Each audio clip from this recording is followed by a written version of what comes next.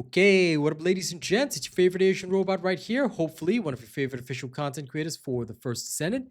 And today, what we're going to do is we are going to go through the patch notes together for First Descendant Hotfix 1.2.22. Now, keep in mind that I'm doing this recording live, but for those on my stream, I will not be able to answer or address your questions. So please bear with me. All right, we will chat after this is done. Why? Because this is absolutely important and we gotta get through these notes. So we're gonna go through them together. And then at the end, of course, we're going to thank all of our top supporters for the month of July. It is a fresh new month. All right, but we've already got plenty of top supporters in the list. Check out that, wait, it's so large. Check out that amazing listing of people. All right, there's more to come. So let's get started. And of course, don't forget to register me as your TFD creator. You can do so via the link in the video description. That'll be very grateful. I'd be very grateful, and it'll be really helpful to me so people know who to follow. Okay, let's get started. Now, as we go through this hotfix, what I'm going to tell you is that the main focus of the change is the descendant balancing update. But there's also a couple of other goodies in here, but there's no real new content, so please be aware of that. Most of the major new content is coming in season 3 with the August update. Okay, let's go. First, we start with the descendant rebalance. Here's the director's comment. The balance improvement focuses on reviewing the way descendant skills apply movement speed changes, adjusting the value of some of the less used descendants, and easing the gap between firearm descendants and Serena. As mentioned during yesterday's Descendant Fest 2025, we will continue to address balance gaps between descendants through monthly balance patches in Season 3. As a first step, we'll be making improvements to Jaber's skills on August 7th. We're also reviewing the combat efficiency of skill descendants in higher difficulty content like the Axian Plains, and are currently tuning balance with a Ness as the benchmark.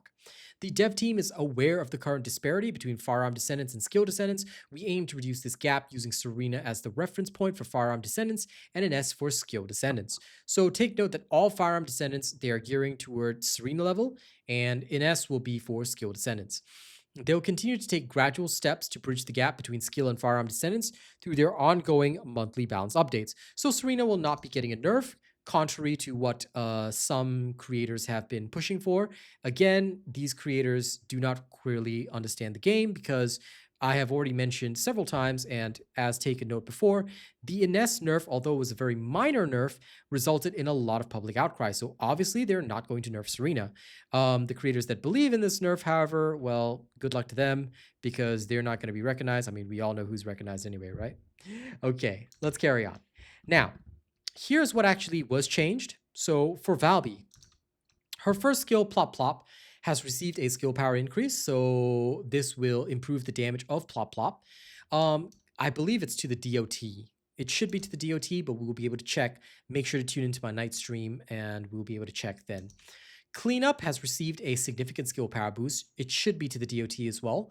But the best part is that the movement speed, which used to be fixed at 1000, has now been changed so that you get a movement speed increase of 300 additive, and it increases overall movement speed by 20%. I hope we're getting both effects because this is going to help Valby hit the new sprint speed cap of 1600, which you'll see later on in the patch notes. Okay, Tidal Wave also has the same thing. Previously, the movement speed was fixed. Now it has been increased, so this is going to be a lot of fun. Supply Moisture has had a significant increase to the firearm attack. It was previously 10%, now it's 35%, and it also increases the damage of rocket launchers, which it previously didn't do. So there you go, and it is a multiplicative 35% effect. So there you go. Blair. Okay, Blair's changes are that Extinguish will now have a reduced casting time, and the flame zone retrieval no longer takes 2 seconds, it now takes 1 second, which would make Blair a lot more efficient in the field as you're going around casting, running around, dropping fire everywhere. So this looks like it would boost his quality of life. That being said, Burn Taste Deadly Cuisine, the movement speed during skill casting has been changed from a minus 100 additive to a minus 20% multiplicative modifier instead. Not sure how much this is going to help or change things, but I'll see how it feels in the actual game. Backdraft has received a significant power boost because it used to be 5% firearm attack per stack. Now it's gone from 5% to 20%, and it also increases rocket launcher damage, which previously it didn't have. Now it has 20% per stack, which I believe means that Blair is going to go up to 100% firearm attack damage, which is going to be absolutely insane. Skill casting time reduction for the flame zones is the same as it was for extinguish. Okay. For the deadly cuisine module, the movement speed change is the same as for burn taste, deadly cuisine. Truly deadly cuisine has received a significant skill power boost of about back the envelope calculation 4,400-ish extra skill power, which is absolutely awesome. The movement speed change is the same, but the projectile speed for truly deadly cuisine has been increased by 100%, therefore probably making it more of a slam dunk type skill. So there is that. Classic chef module, deadly cuisine, the movement speed change has also happened there. Okay, now Sharen. Sharen's cutoff beam has received a baseline increase in skill power. Active camouflage has received an increase in the baseline movement speed. Shock nuts has received a significant baseline increase in skill power. For the ambushed module, movement speed has further increased from 30% to 40%. Overcharged edge has seen a movement speed increase from 20% to 30%. And area suppression module has seen the short sword damage increased. Previously, it was 184.5% up to 252%, which should help with clear times significantly. Okay, Enzo the Garbenzo. Now, here, Enzo for start supply, there's a new effect. It grants a quick load of your weapon upon supplying bullets.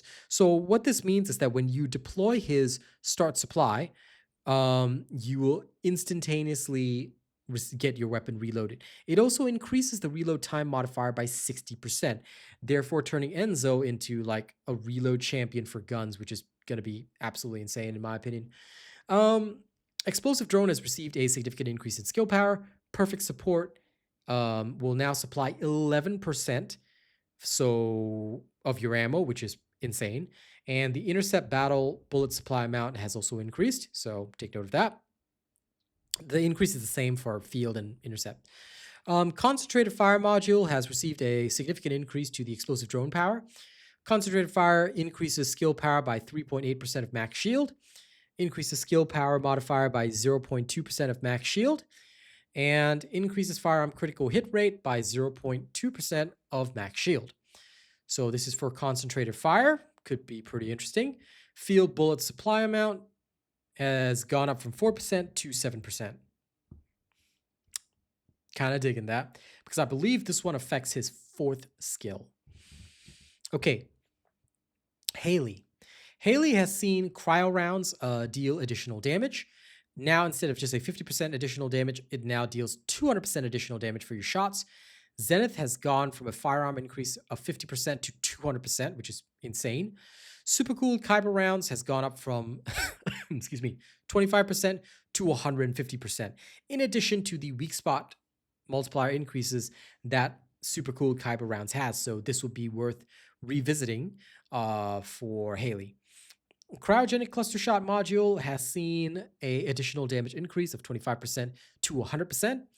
And the explosion damage for your cryogenic cluster shots is gone from 178.8% to 257.6%.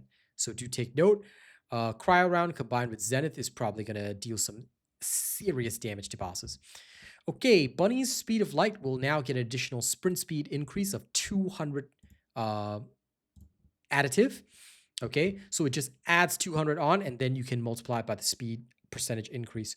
Maximum power will have a change so that the movement speed during skill casting is not minus 300. It's going to be a multiplicative minus 50%. Electric transition, the sprint speed increase is up 200. Bionic fuel sprint speed increase up 200. So take note of that. Okay, Gley. Gley is seeing an increase to firearm attack and a even larger increase to rocket launcher. So Restored Relic Gley is back in business, I guess. When you're frenzied, you will receive a significant increase to both of these. For increased sensory, you will now get additional 10% for critical hit damage and 10% weak point damage while you are using increased sensory, and there's no longer a movement speed decrease. So Gley can now go around blasting everything with rockets with no movement speed penalty. The Predator Instinct module is also a really good one. This one for continuous firing guns, which is pretty significant. This one sees an increase from the first level being 15% to 25%, and the firearm explosive attack is 40%. For level 2, it goes up to 42% for firearm attacks, and for explosions, it's 70%. For the Super Senses module, movement speed decrease has now been changed from a 50% decrease in movement speed to a 30% increase in movement speed. But keep in mind that Super Senses, I believe, is the one that reduces your fire rate, so I don't really want this anyway. And they've added firearm critical hit damage of 30% and weak point damage of 30%. Again, I don't think it compensates for the fire rate change. Okay, that's my personal opinion, but y'all can adjust as needed. If you guys decide to try it and you find out that it's really, really good, then let me know. Okay, content improvements. For Void Erosion Purge, there are no longer 30 stages. Now it has been changed so that there's only 10 stages of the Void Erosion Purge. So keep that in mind and take note of that. Now, when it comes to the Void Erosion Purge's 10 stages, the first 3 are Legion of Darkness, next 2 Order of Truth, next 3 is Legion of Immortality, and there'll be an updated guide on the Void Erosion Purge that'll teach you guys all about this. So we'll test it out tonight, and then we will teach you guys all about it. So don't even worry about it, and you guys are good to go. The other changes to this are just UI related changes, and the fact that, okay, Stage 10 will now have 1 of 5 different missions that players need to carry out. The mission changes daily. And let me see. In order to access the challenge mode, all you have to do is complete any one of the 5 missions and you're pretty much good to go. Okay. That is about it. Okay. Weapon cores are now available as rewards for defeating monsters and completing missions in Infiltration Operation Hard 400% and Sigma Sector on normal and high risk difficulties. Okay. The weapon cores, okay, for Sigma Sector and Infiltration Operations, please take note that you can only receive tier 1 to 3 weapon cores for Sigma Sector normal mode. High risk Sigma Sector drops weapon cores that are tiers 3 to 5. The Infiltration Operation hard mode drops from tiers 2 to 4. So while you can farm some basic cores, the best cores are still in stage 10 of the Void Erosion Purge. All right, that's where you get your tier 10 cores directly dropped and the largest amount of core amplifiers. So while you can power your character up slowly, stage by stage in 400%, it is better to do the Void Erosion Purge. Okay. For Descendants, movement speed limit was for sprint speed was 1,300 previously, and now the upper limit is 1,600. For movement speed while firing and aiming, it has now been changed to an upper limit of 1,500. Also, the upper and lower limits have been set for movement speed multipliers. You can only get a maximum multiplier of 120% for speed while aiming and speed while firing, 120%. The lower limit is minus 90% for both. Okay. What time does the update drop? Sorry, I'm not supposed to answer chat while doing this video, but sorry, because Kaz asked. The update drops in about 2 hours, but you can actually download the update now. All right. Sorry about that. Carrying on with the patch notes, because I'm doing a live recording. For the changes to party, they have renamed some of the categories. This is mainly to do with, they've deleted the social tags like farming the shape stabilizers and things like that. So for those of you that use the party finder often, you might want to check out this area of the patch notes, but I'm going to ignore this because for the most part, I don't use the party finder. Okay, so those who want to do this, you can check this out yourself. UI and UX, the camera can now be rotated while doing emote previews. We all know exactly why people want that, because the goon is pretty strong. That being said, you can now rotate when doing certain emote previews in photo mode, so enjoy that. A lot of people will probably be checking out posterior. They've added a feature that allows deleting stickers attached in the decorate version of photo mode individually or all at once, so take note of that. And there you go. Okay. Miscellaneous. They've changed the drop rate of all modules that can be obtained by completing infiltration operations, except for 400% infiltration operations, to 100%. I think that what this means is that for certain infiltration operations that drop certain modules, you don't have to compete with 2.5% drop rate anymore. It's just 100%. There you go. But let me know if this is incorrect. I would love to hear your comments on this. They've also increased the movement speed and auto item pickup range of fellows, which is really, really excellent. So make sure y'all do that. Improved to automatically revive players in place if the mission ends while they are in a down but not out state. Okay. Now, the shop has added all these summer skins. So later on, once the update and maintenance is done, I will definitely be going in to check out all the Summer Paradise skins and see the price. All right, so we're going to do that. Every descendant can reach it if they have movement speed increases, Professor Pizza, but this is, oh, I keep answering chat. Oh, but this is something that you'll have to see me test out later tonight on stream, so take note of that. All right. Okay, there's some new spawns as well, so do check out the packages for the summer skins. Sorry, I answered chat twice when I normally don't do this. I'm just so used to answering my chat. Okay, there's a new event called First Anniversary Event. All right, we're going to go through that in just a second. I'm going to pull up that tab. Basically, you'll get these tokens that you can use at Nay's Anniversary Gift Workshop. So do that. Let's go through the event together. Okay. The first event is simply to log into the game because the TFD playlist is now available on Spotify. You will get a name card called Music for Everyone and 2 types of paints. For the Anniversary Gift Workshop, basically what they want you to do is play every day. All you have to do is do 1 intercept battle, 1 infiltration operation, 1 Sigma sector or void vessel, and do 4 regional missions. Okay, you get a bunch of anniversary tokens for that. For all missions, what you have to do is just complete the daily missions a number of times, and you'll get a whole bunch of extra anniversary tokens. So since you can complete 4 daily missions each day, if you complete 100 daily missions, so 4 per day, 25 days, you complete 100 daily missions, you get a massive amount of 5,500 anniversary tokens. Now, the prizes for the anniversary tokens are you can purchase a descendant via the descendant ticket selection box. You can get certain ultimate weapons out of your ultimate weapon selection box. Attendance mementos are for those that miss login events. You can get a bunch of photo mode stuff, spawn, UI theme, back attachments. So I'll be getting all the other stuff first, usually. Energy activators, crystallization catalysts, ultimate protein compound to level up your doggo, cores, decryption keys, all the usual goodies, and gold and kyber shards. Okay.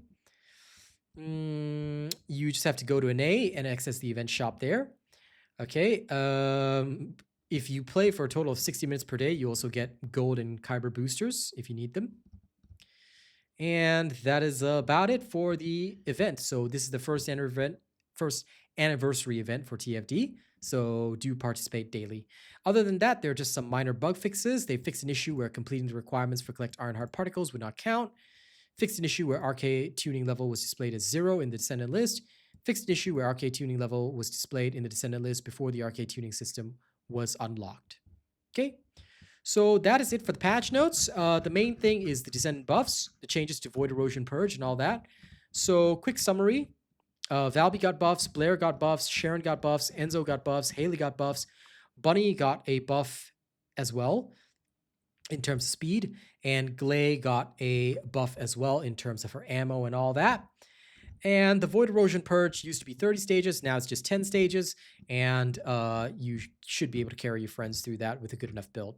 All descendants can now have upper sprint speed of 1,600, so I'll be gearing my builds toward this limit as much as possible. Okay, thank you very much for watching this video. Don't forget to like, share, and subscribe. And of course, a big thank you to all of our top supporters.